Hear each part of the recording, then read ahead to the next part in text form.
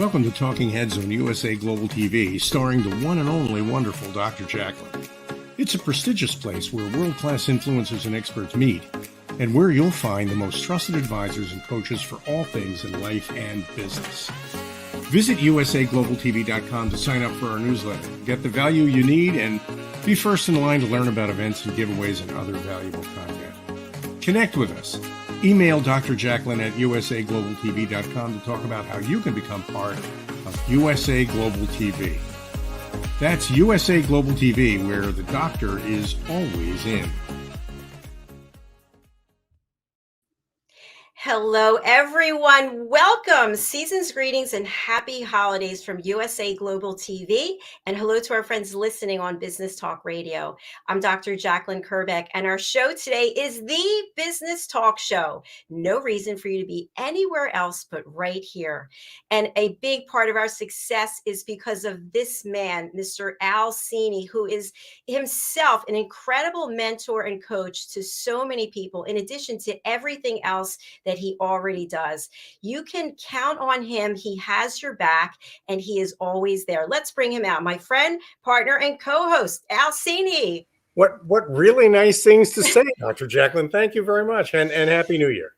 Thank you. Well, it's all true, and Happy New Year to you as well. We're coming up on that New Year's resolution time of year, where people make promises to themselves and maybe even keep them for a little bit.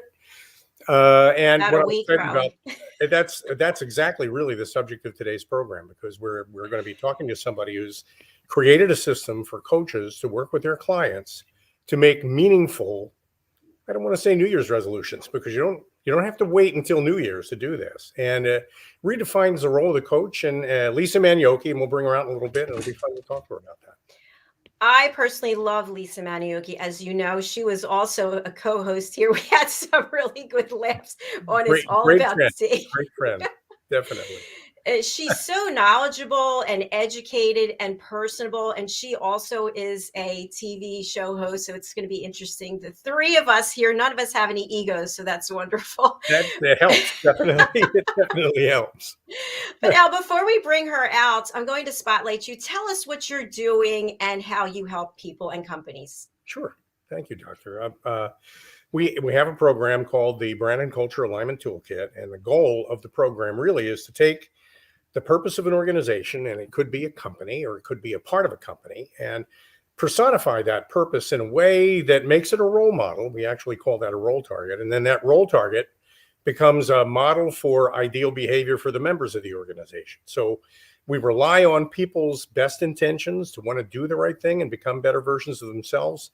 What we provide in that process is a trajectory, a target, and a trajectory to follow to get you there. And the really cool thing about the interview that's coming up with Lisa is that she's developed a system called Presence Intelligence that helps you choreograph the steps in becoming that better version of yourself. And it's simple, yet really revolutionary, groundbreaking, and it creates a structure for coaches that makes it easier and more profitable, I think, to work with your clients. Tell us a little bit about how you met Lisa. We met my business partner, Mark, and good friend, Mark Iorio, introduced us. Lisa and Mark were friends. They're both from central New Jersey, near in and around Trenton. They knew each other, and Mark knew that Lisa was a coach and thought it would be helpful for us to get together and talk about that. That was 3 years ago, this past October. And we met at the Grounds for Sculpture, which is a hidden secret of central New Jersey. People really ought to go and visit. And there's a great restaurant there called Rats, and we had lunch there, and that's how we met. Oh, I've heard about Rats before from somebody else. Okay. Very nice. Well, I'm excited to bring Lisa out and to see her. She's done so much for me as well, and I've learned so much from her. So let's hear what she has to say to help educate our audience. Hi, Lisa. I feel like I need to close the door so that my head can fit into the room. You're out of frame, Lisa. You're out of frame. Woo! Thank you for all those kudos. It's so nice. Well, you should be proud of what you've accomplished, because I know on January 11th, you're going to be rolling out presence intelligence in its current form. You've been working on it for a while. It's very seasoned and mature, but you've spruced it up and done some great things with it. And maybe really quickly, you can explain to the people that are watching and listening what presence intelligence is. It's really a multifaceted movement when you get right down to it. I formally define it as now this is the complex definition, but it's the awareness, understanding, and command of how you relate to, affect, and influence others in the moments you interact with them and after you part ways. And that's a fancy way of saying, you know what happens when you walk into a room. You like who you are when you're in it. Whatever you're seeking to accomplish occurs, and the people who are in that room are happy that you're there. So it's a way for you to be all of who you are from the inside out, wherever you choose to go, and so that you fit. Nothing tactical about it. There's a high degree of authenticity, but it's really a movement that embraces that whole concept. And then there's a coaching program that goes along with it to help coaching professionals and some consultants as well to help their clients to make certain that all of who they are is showing up wherever they want to go and then succeeding as a result. That's really, it redefines the role of a coach. And we've had a couple of private conversations about that, where we've talked about what you're doing as playing into what Dr. Jacalyn does as a professional coach. And what I really like about the approach about presence intelligence is it's formal enough to be able to follow it, but it's not so rigid that you're forced into anything. So it strikes me as a great way to start that conversation about who we are and how we can be more effective at what we do and how we show up for what we do. Mm-hmm. And when it comes to coaching, I've been in the coaching space for a long time. So many coaches get very wobbly without structure. They learn how to coach, they learn how to listen deeply, how to ask probative questions.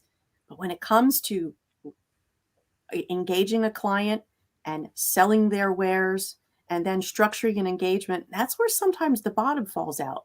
So a lot of coaches struggle. And I found that with at least a skeleton, a rudder for engagements and for sales and whatnot, and a way to enable their clients to answer these questions comfortably, I developed a coaching methodology that makes that happen. And it is now available after a very long time.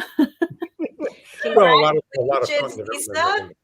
Birthing something like this is a very long birth. Oh my goodness. Ah. It's a coach's playbook, Dr. Jacalyn. Yes. If you think about it. And as a coach, how would you react to that? I think that's fantastic. And I know, Lisa, through the time we worked together, that you were working on it. And I'm so happy to see that it's come to fruition. A question I have for you relating to what Al said about a playbook. So I've worked with a number of coaches, and I know you have, and you've been in coaching for a long time.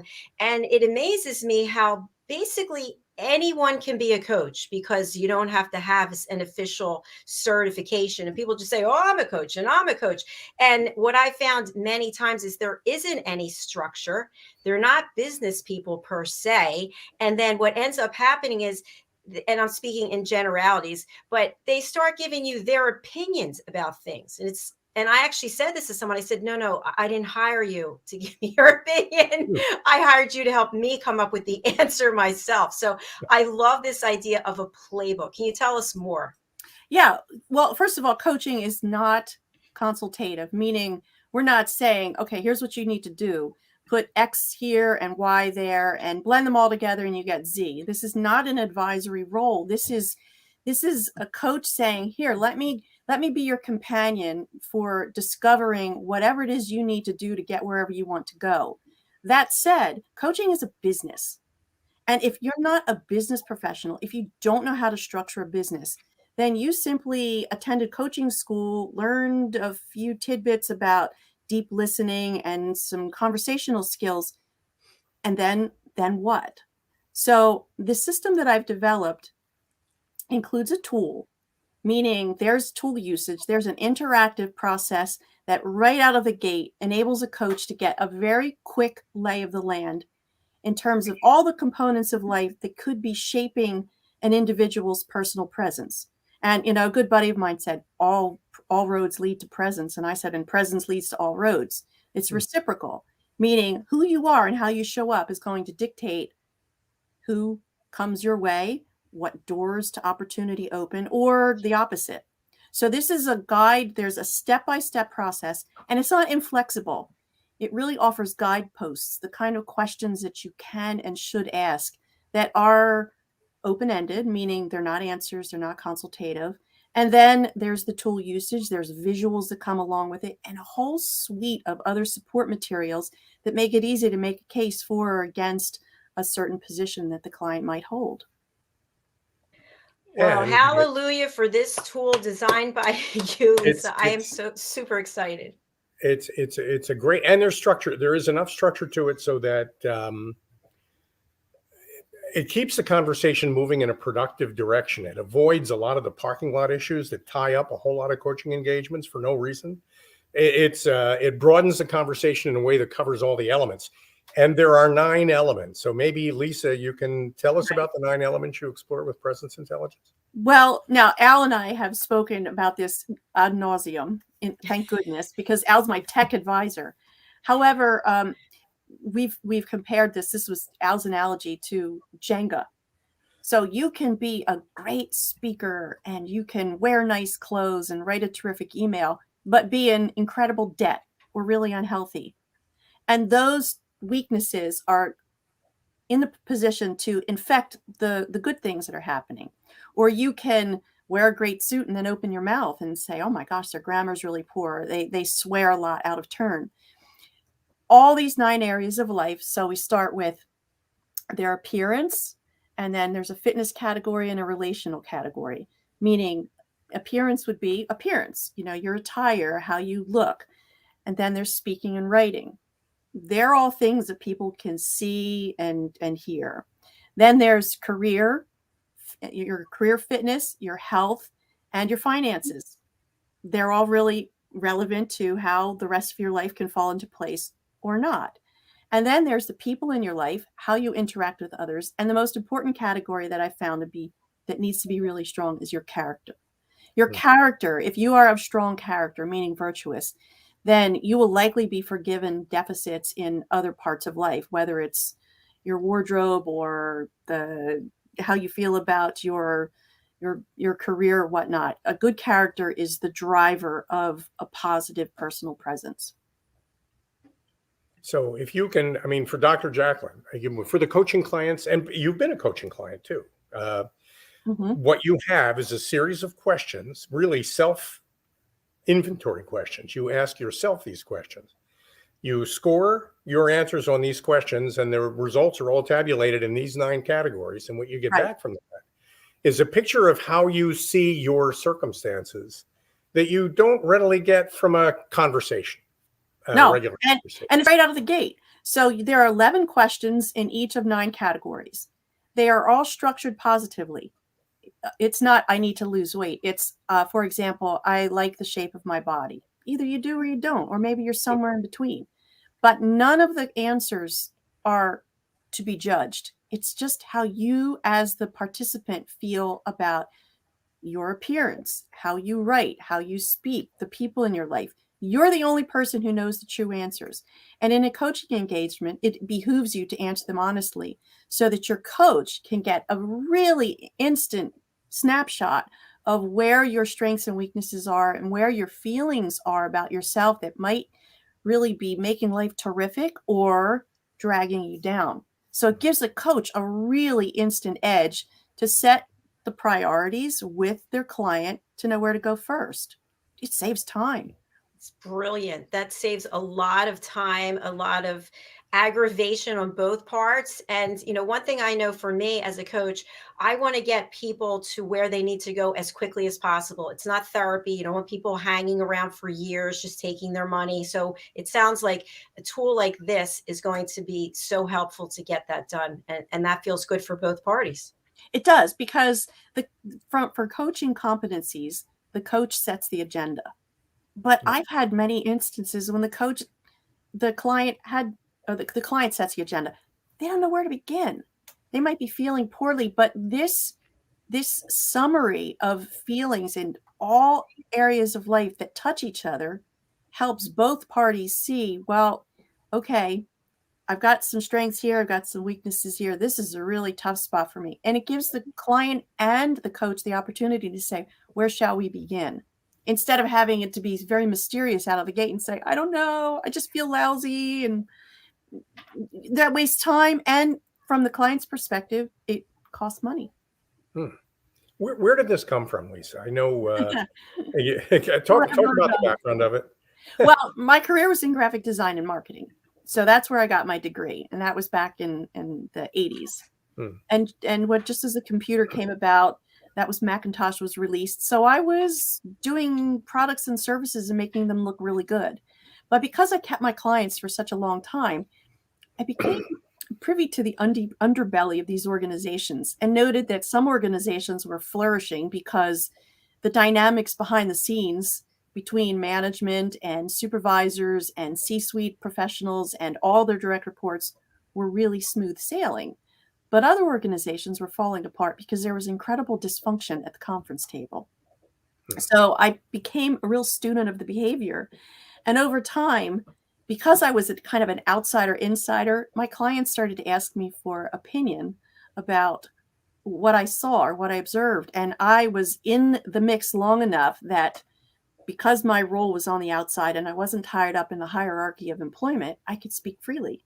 And so I did. And it was sound and objective.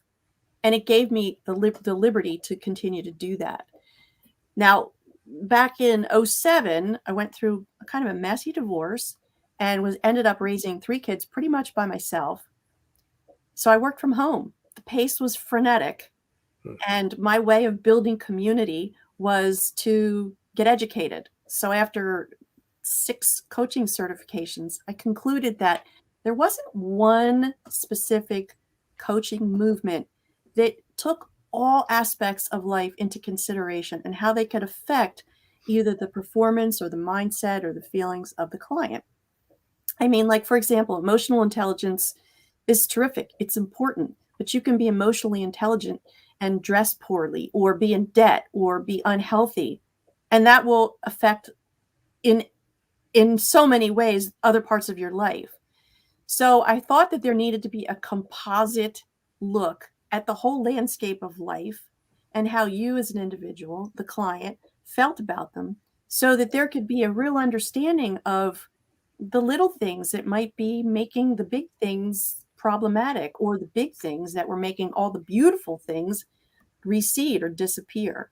So that's where it came from. It was really a response to it, what I saw as a need in the marketplace to look at the whole kit and caboodle of life from the client's perspective, and then the coach guide them along the way toward discovery. Thank you for sharing that. I'm going to add an element because I think it's important. I mean, in several conversations we've had about presence intelligence, everybody's familiar with Maslow's pyramid.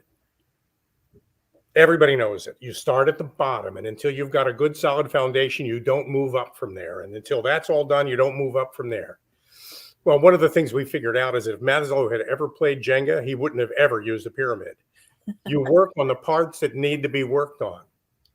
Yes, there is a kind of a relationship among them where the bottom is a foundation of the top. But you work on the parts that make sense for you to work on at the time you work on it. You don't follow a particular order. It's up to you. You just need to pay attention to all 9. And the order you do that in is entirely your situation and totally up to you. It's really very smart. Right. I compare it to when you're wearing a beautiful white shirt or white dress, and then you drip ketchup on it. Everybody sees that ketchup first. Then they say, oh, by the way, it's a nice shirt or dress.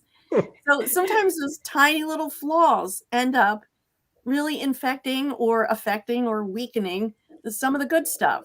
So that's not to say that we're all perfect. Of course not.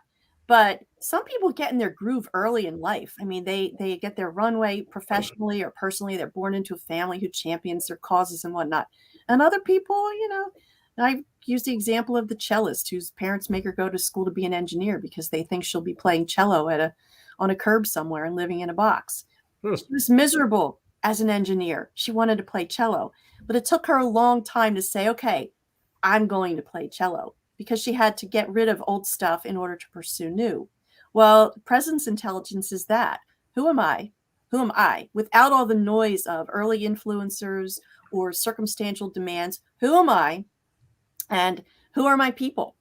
Because when we're around people who say, oh gosh, we're happy you're here, instead of running for cover, then we're likely to be more comfortable. Our performance will be better. And that will bring that into the workplace. Or if we're happy in the workplace, we're going to bring that to our families. It's all cyclical. And to see all these lives, parts of life and business touch each other, whether it's career, money, and they all need to be taken into consideration so that we can all really be all of who we are wherever we go and welcomed as a result, not just tolerated.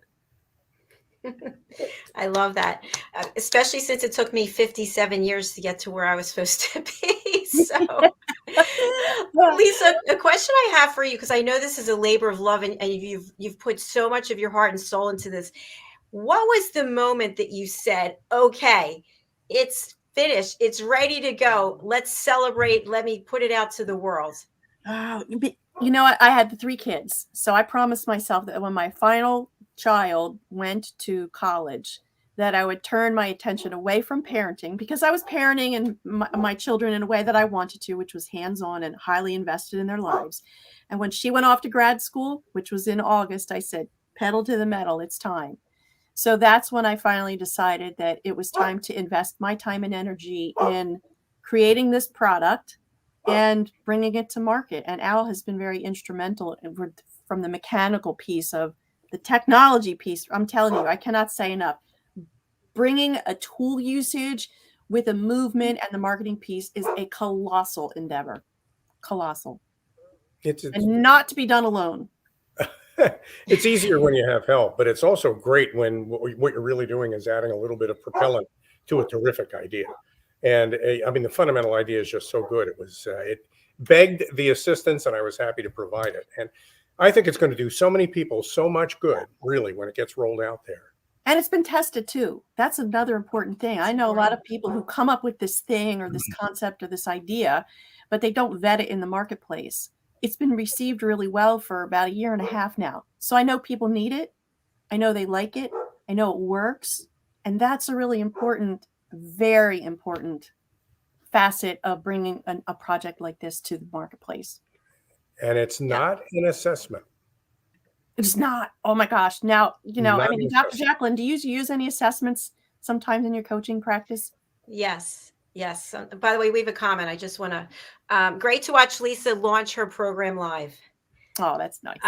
Yeah, I would say I use tools, because when I think of assessments, we used a lot of assessments when I was in my corporate career, sort of like a gap analysis if you want to be from here to there. More comments. Sorry. Looking forward to learning more and sharing with my students. That's fantastic. Josephine, we're so glad that you're here. That's great. Yeah. Assessments are important discovery tools, and some are better than others. But I know people who have taken or have had a 360, which is a very common feedback tool in organizations, and they've cried because somebody was mean. Or I've had people take DISC assessments and say, but I don't want to be that. Well, it's not good, bad, or indifferent. It's just lay of the land. It was very important to me that this is not the tool part of the presence intelligence methodology is not an assessment.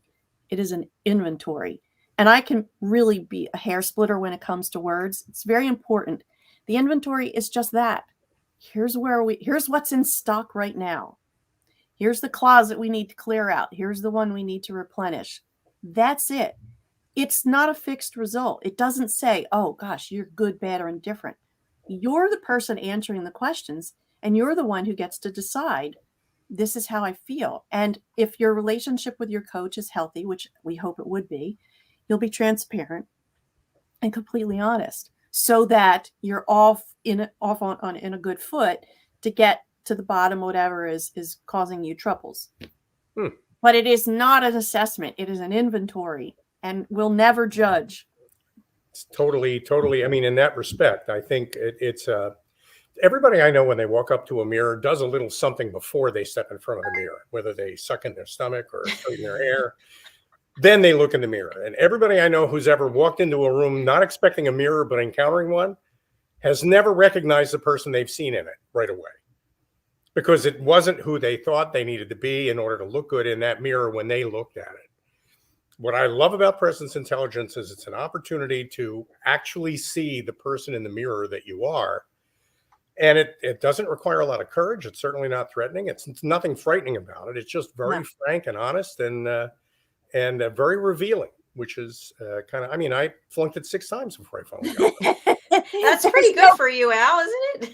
There's no pass fail. No, you can't fail.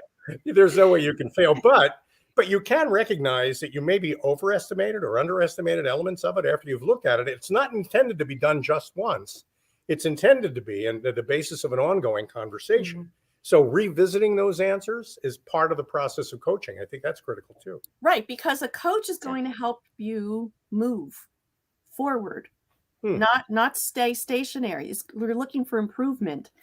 And I get very tired of coachy words like transformation, whatever. I don't know anybody who said, listen, I'd like to hire you so I can be transformed. They're going to hire you because they're having a problem with a rapport with a family member, or their career is unsatisfying, or they're in debt up to their ears, whatever. They have something very specific. So this helps identify specifics, which are super important. Yeah. And then it lets the coach see right away. That's the benefit to coaches, is the coach can say, oh my gosh, okay, here's what I see. What do you see? What was most important to you? What surprised you? And most people say, this is exactly what I expected. But it certainly does establish a position for both the coach and the coachee right away. I love it. I like my own thing. You know, it's as you should. I think this is a game changer. We do have a question from Josephine. Al's done a fabulous job with BCAT, and now Lisa's presence intelligence. Can they be used together? Yes, they absolutely can be used together. And I mean, the long and short of it is, I mentioned at the top of the program that you use BCAT to articulate and personify the purpose of a team or a group. Then you bring that ideal version of self to life, get to know it. What does it wear? How does it speak? All the categories that we talk about in presence intelligence. The role target, what comes out of our process, can be described in those terms. Then after that, what you have with presence intelligence is choreography for the individual members of the team to create their individual plans, not to be identically like each other. Uniformity is not what we strive for here. We want you to be different, but different and aimed at something, different and focused. And those differences, when they add up, create a terrifically powerful team that's focused on a result. And yeah, absolutely, they can be. They're made for each other.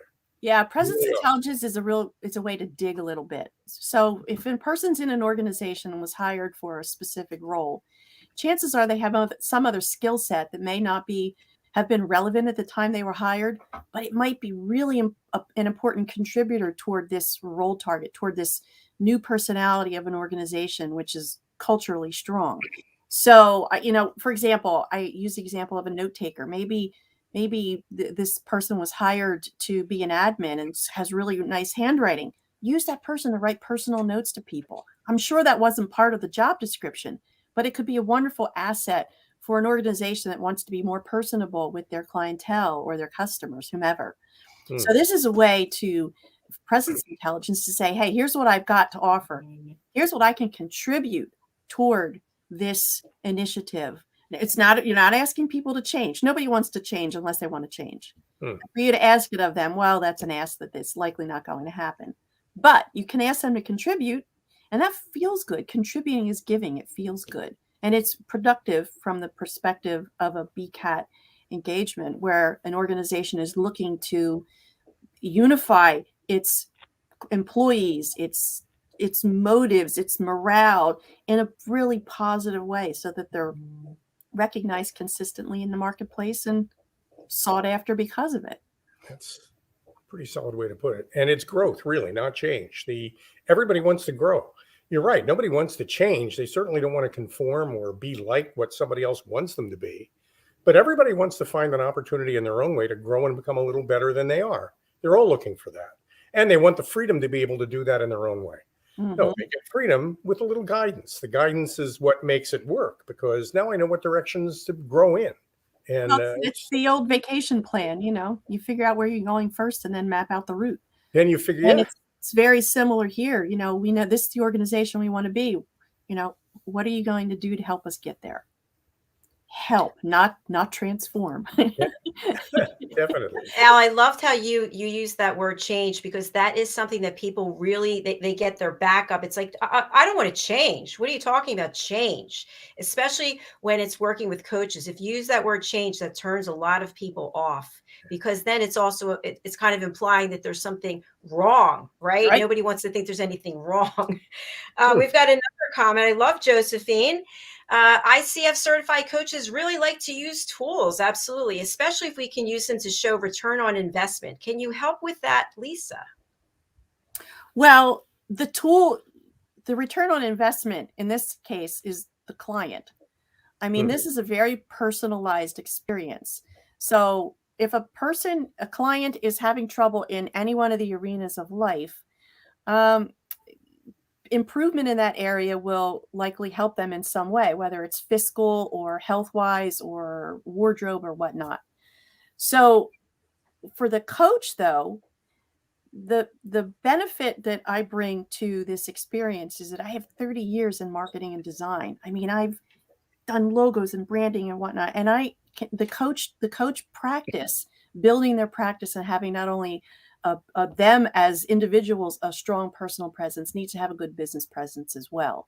So part of the scope of the program touches on that, is what are you putting out there as your business presence? And that will also help from an ROI perspective, because you can't look like you just threw your website together in a Word document and posted it. The coaching market is really competitive now. So I'd say anything that helps a coach structure an engagement that generates continual ideal clients and for whom they are charging, meaning they have to ask for payment, then there's a return on that investment. Because this is going to be an ongoing thing. This is a great tool to use in a number of coaching spaces. For example, career, it's really great for career, for people in transition, in the executive and leadership development space. This is a really terrific way to move clients up the ladder of success who are going to contribute stronger to an organization or to their own lives. So that ROI is different depending on what area of life is looking for improvement or growth. I'm glad you brought up that you're kind of focused. I mean, any coach can use this, coaching any kind of a client, but in particular, you're focusing mostly on professional coaches, leadership coaches, business coaches. Yes. And if in one of the arenas, let's say you recognize that an individual needs great help speaking or presenting, and that's not your wheelhouse, it gives you an opportunity to say, hey, listen, here's what we've determined at the end of this inventory. Here's what I see, here's what you see, but I'm not equipped to guide you toward either repair or refinement. So I'd like to suggest that you seek out another coach, or you can issue a referral if you have somebody in your network who you trust to support that individual. So it can be a one and done thing. It can be a short-term engagement where the individual completes an inventory and you debrief it and have a discussion. Or it can be an opportunity to issue a referral, or it can say, listen, I'm a wealth management coach, or I'm a health coach. I can help you. And then structure an engagement after that. That's the beauty of it, is it gives you options. They're structured options, but options, and they're not pressure ridden for the client. The client has the freedom to choose to say, yeah, I want to go on here, or, this was enough for me. And I've had it go both ways. I mean, I've had people say, all right, I'm good. This is all I needed. Just needed a little recap. And others who have said, oh my gosh, help. We're just starting. Right. Lisa, we've got a couple of more questions. Are you open Sure. to answering some more? Okay, lovely. Josephine, so individual ROI based on personal growth, and then I'll just put her follow-up question, may be able to use it with individuals and incorporate teams, then use surveys, et cetera, to view shifts. Yeah, for the first question, the ROI for the individual really is if any individual is seeking out coaching, they want to address something. So the ROI, it depends on why they've approached the coach. Is it because I want a promotion? Is it because I'm being groomed for a different role in the organization? That shifts. And the ROI for that will involve leveling out whatever items of the inventory might be preventing their forward movement. So that would be the ROI, so as long as they straighten those things out. And then again, for the coach, the ROI would be clientele and revenue. That's a good thing. Tell me the second half of that one. May be able to use it with individuals and incorporate Yes. teams, venue Right. surveys, etc. In any family, military unit, organization, department, whatever, everybody affects each other in one way, shape, or form.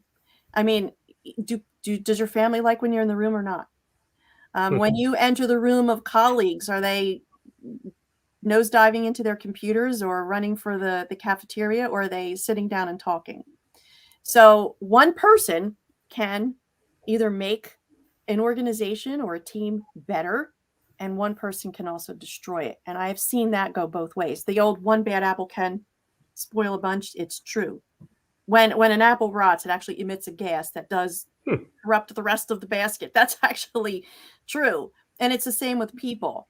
You know, you can have a really great team working, and then one person, for whatever reason, maybe they're going through a divorce, maybe they have a child with special needs, maybe they're in debt, maybe they're having some health issues, whatever. If that person is bringing stuff that's not productive into a group, then they can affect the dynamic of that group in terms of productivity, rapport, cohesion. So we do have an option where if there's a group of people who take an inventory, Al, the techno wizard, shows an overlay, and ideally there's not a great variety of deficit in this. But if there is, if let's say there's a real downturn of somebody in terms of health, it could be a clue to that group to say, okay, this person's just not feeling well, or maybe they've got some challenge here. We need to work around that, or develop a different compensatory direction that doesn't make this as relevant. Something. But yes, so it can be used as a group. Thank you, Lisa. And thank you, Josephine, for all the really good questions. We've got another great having Joe on board, definitely. Yeah. Hi, Hyatt Ives. Great content. Thanks for being here, Hyatt. Lisa, I know you're developing a certification program, and really quickly, we want to let coaches know that you have a training program you're standing up for this. Yes, on January 11th is the first information session that is available to all. There'll be a period of learning, so it gets acquainted with the concept of presence intelligence, and it's used as a coaching tool. That's on January 11th, but the actual training program will be on February 2nd of 2022. Wow, biggie. Yeah, that's fantastic. So the information session is open to anybody, and if you go to presenceintelligence.com, there's a little pop-up that will show up, and you can actually register to keep abreast of the any upcoming information about it, to get a few presence intelligence tips, and then to register, because registration is required. It will be virtual via Zoom. Lisa, I want to let you know that I did go to register, but unfortunately I'm teaching something at that exact same time. So what can people expect in February? In February, is those who sign on will undergo a training, and it's robust. So there will be learning in each of the 3 overarching categories of presence, and some examples of training in each of the 9 categories. This is not going to be a lesson in wardrobe or image consulting or wealth management. It's how to coach around these topics, how to use the tool. Each individual is going to have take an inventory in advance and have access to one after the fact to administer to a client. So we'll work around that. And then there's some other support materials, some lists of questions. There are worksheets that you can distribute to your clients. It's a whole suite of items that are part of the package, and that will be part of those who decide to sign on. At the end of it, they will be considered a presence intelligence practitioner and will have the opportunity to use this in an ongoing way with their clientele. And Lisa, just to be clear, for people who are not able to make it on January 11th, they can still sign on for February? The chances are, depending on the calendar, might have to do a second one. However, they can always get in touch with me to talk. Okay, wonderful. I'm excited because I was asking for myself. So there. Well, Great program. okay. I think Well, I you're know really you, impressed. so you're welcome. I know how to reach you. Yes, you do. Yes, you do. This is so much fun. It's like reunion, It's isn't really it? Like, exciting and really nerve-wracking because I can tell you, this is like, putting my baby out there. This is decades of experience. To try and compile this into a deliverable, despite all my expertise in design and marketing and product, it's really hard. And it's so gratifying. I would do nothing differently. But I will tell you that part of my delay in bringing it to market was that I'd been told you need a tool with this. And to come up with an interactive tool that works, that's got portals and internet accessibility, and that looks nice too. Wow. I learned a lot. I can tell you that. Yeah, it's a lot. It's a lot, but it starts with a great idea, and that's we've exchanged stories about people who overdress for interviews because the secret to appearance isn't to wear a $5,000 suit. The secret to appearance is to fit in and work well with yourself and the circumstances you find yourself in. And I had a friend of mine who was interviewing for jobs and wearing expensive suits, and the expensive suits were actually getting in the way of getting hired. So you don't just spend a lot of money to solve these problems. You think them through and try to understand them and then work intelligently on them. And just knowing that there are these 9 categories that you can work on specifically means that you can start to, some of the highest paid actors in Hollywood have terrible accents that people are willing to spend a lot of money to listen to. If they went to a speech course and lost the accent, they wouldn't be working in Hollywood anymore. That's right. I mean, all those flaws, all those little things that make you who you are, you can apply them and use them and highlight them. And I think that's really the gift of presence intelligence. It's not And tactics that aren't really authentically you are unsustainable unless you're a method actor where you are going to be whoever it is. I think De Niro is a method actor. I mean, I think he had his teeth ground down when he was in Cape Fear. I mean, who does that? That's incredible. I'm not doing that. And I don't know too many people who are willing to go to great lengths to actually be who they're not. There's no way. I am not like lacy and long fingernails and long. I'm kind of sporty. If I tried to be that first, and I wore stilettos, I would fall over.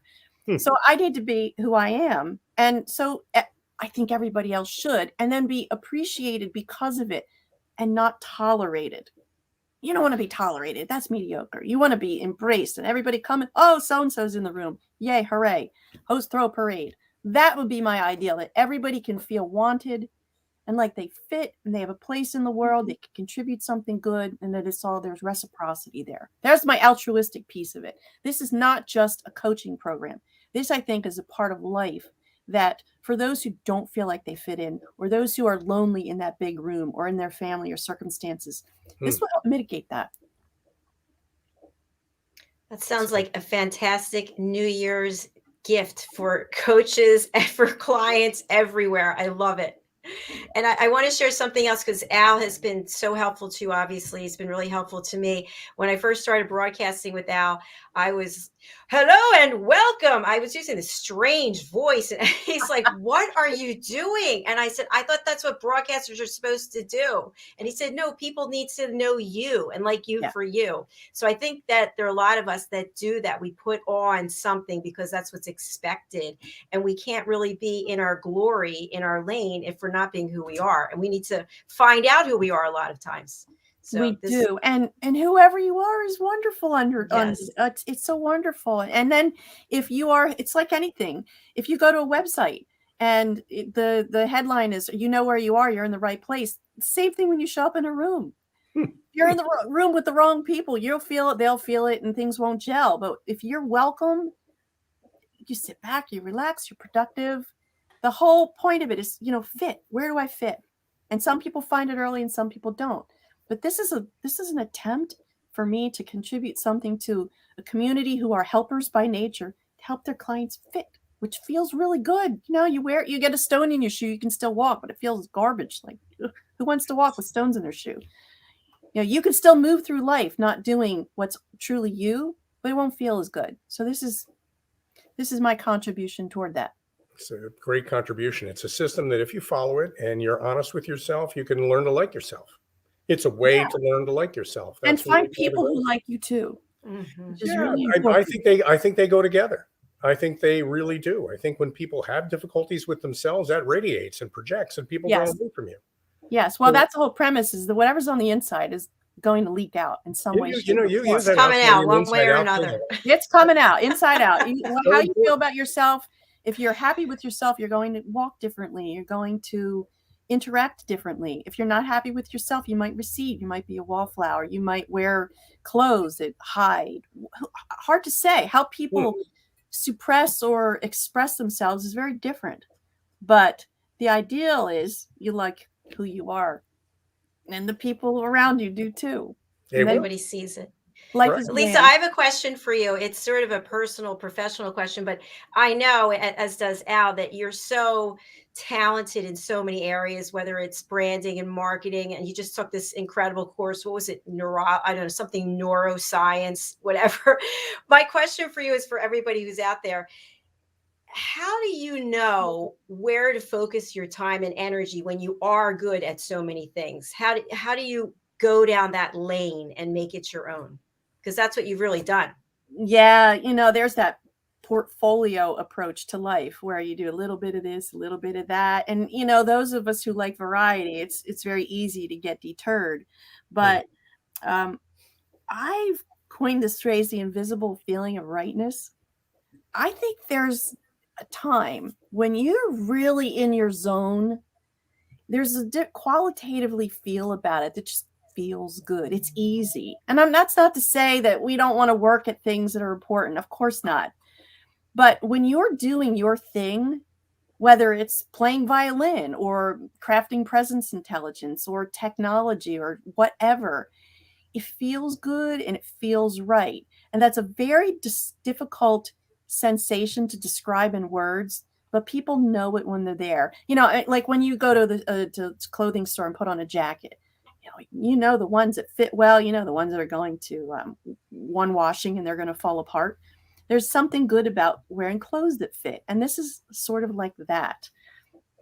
When things fit, they feel really good. But if you're one of these individuals who has a lot of different likes, until you're ready to commit to one, you'll probably keep on dabbling. And that's not to say you won't be successful. Some people are very successful in engaging in a variety of different career pursuits. But for me, for this one, this is really the compilation of a lifetime. I remember being a kid. I didn't fit in. I wanted to have long hair and long legs. I had neither.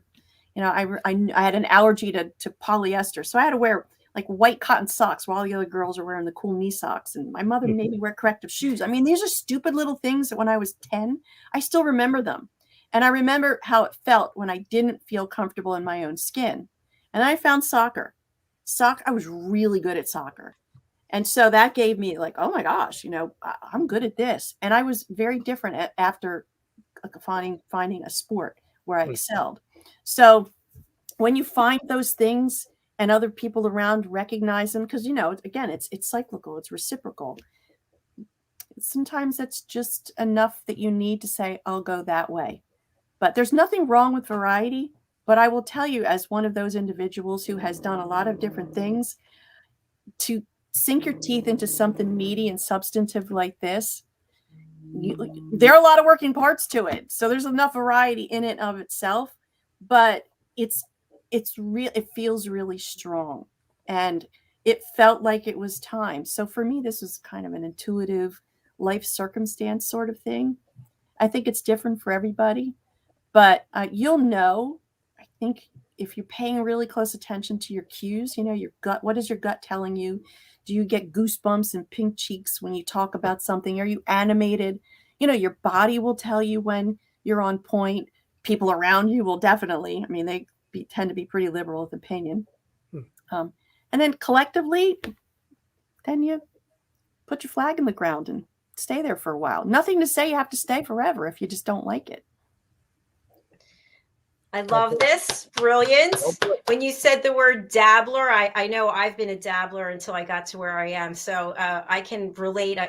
I have a real estate license. It's inactive, but I remember in the high heeled shoes, clicking around in that open house after I dragged around that sign open house, sitting there, no heat on, waiting desperately for anyone to come. Like, what am I doing? So I have a lot of respect for real estate agents, but I loved how you described all of that. And Al, isn't it great to see how animated and passionate Lisa is? That you are just in your glory, and I love it.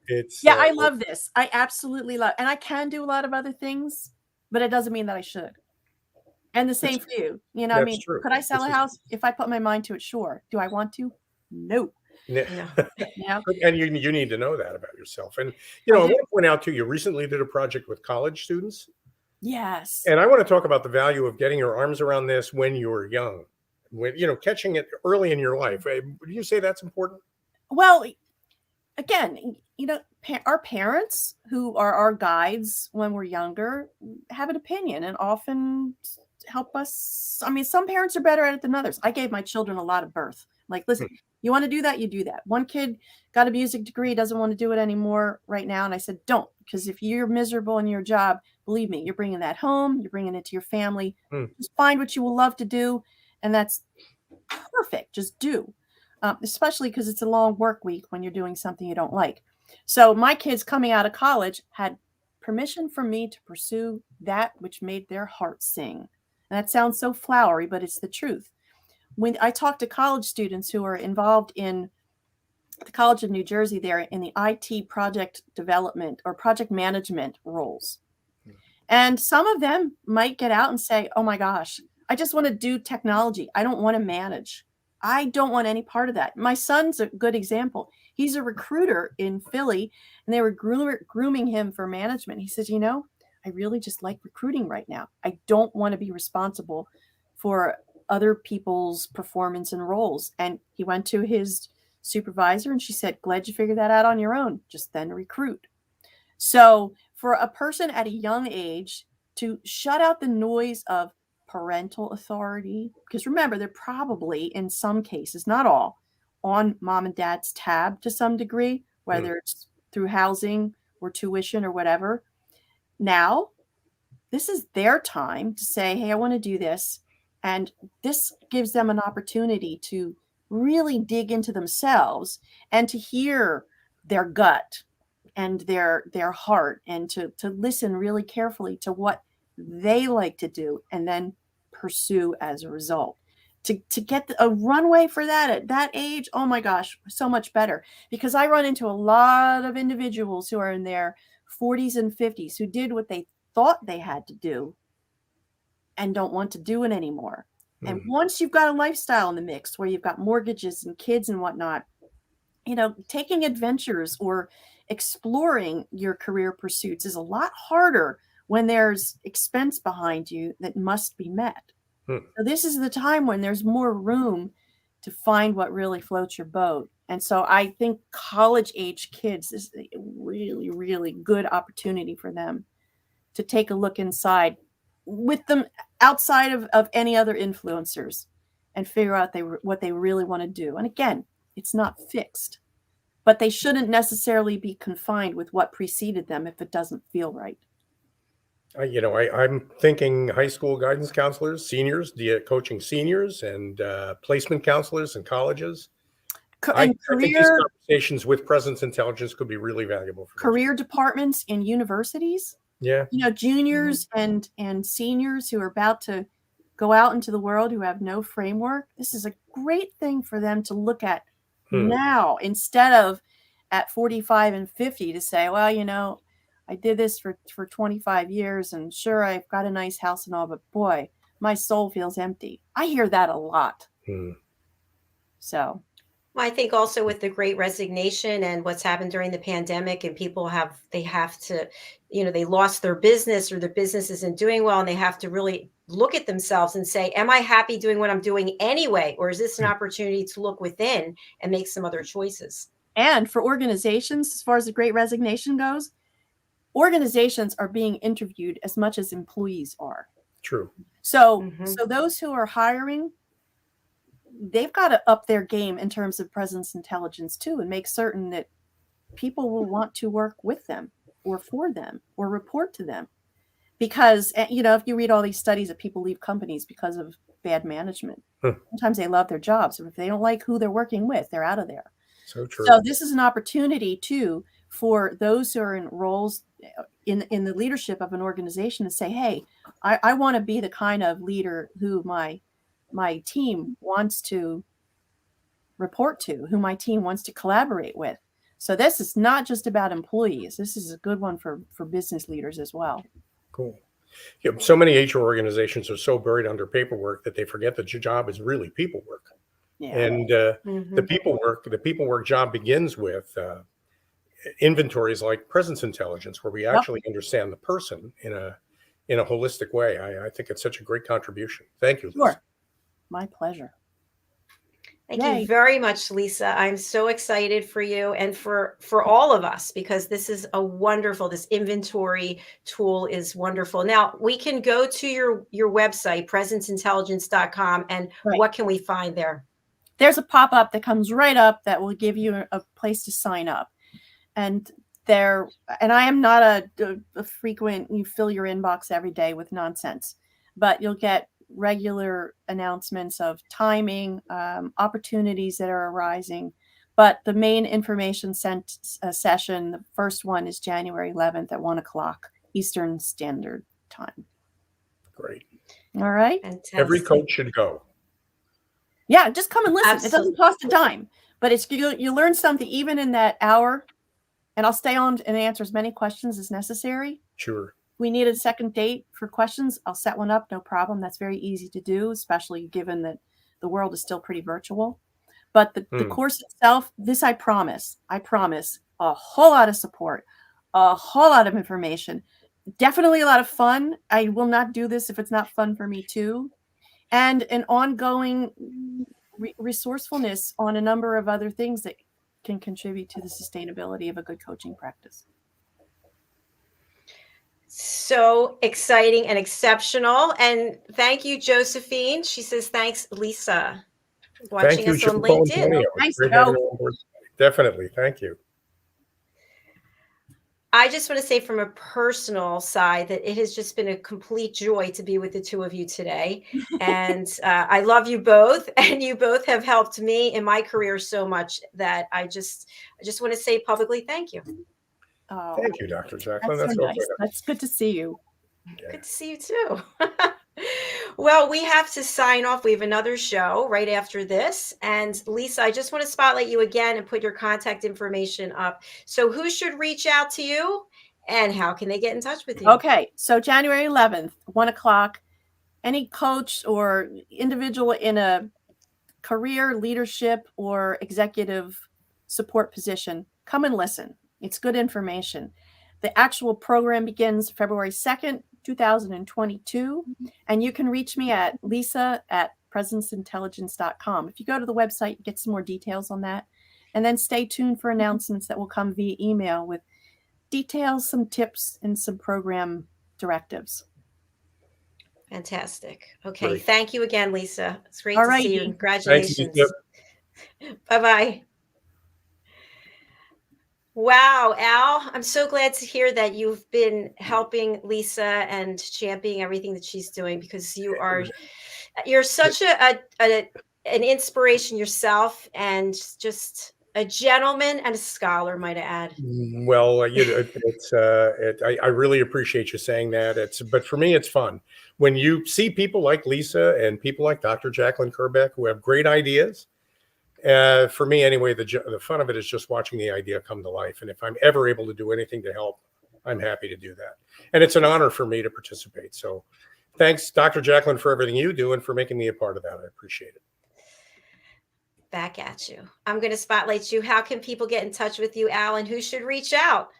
Well, you'll find my poster on the wall at the post office. I think I'm wanted in 16 states. No, my name is Al Cini, and you could reach me at al.cini, al.cini at getbcat, getbcat.com.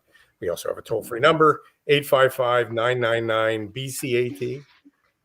If you have questions about how to build a team around purpose, we've got a really innovative and creative answer I'd love to share with you. So give me a call.